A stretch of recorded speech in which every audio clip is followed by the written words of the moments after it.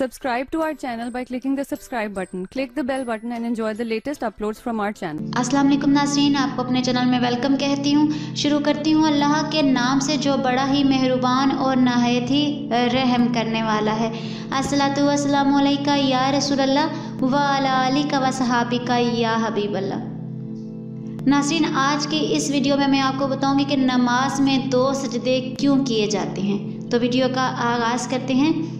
जब अल्लाह ने फरिश्तों को हुक्म दिया कि आदम अलैहिस्सलाम को सजदा करो तो उन्होंने सजदा किया, लेकिन इब्लीस ने नहीं किया तो इसको मरदूद करार देकर जन्नत से निकाल दिया।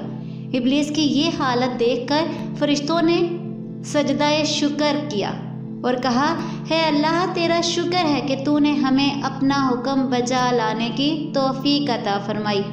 वो 2 सजदे आज तक नमाज में अदा किए जा रहे हैं, एक सजदाए हुक्म और दूसरा सजदाए शुक्र। आज की इस वीडियो में इतना ही। दुआ में याद रखिएगा। मिलते हैं अगली वीडियो में, तब तक के लिए अल्लाह हाफिज़।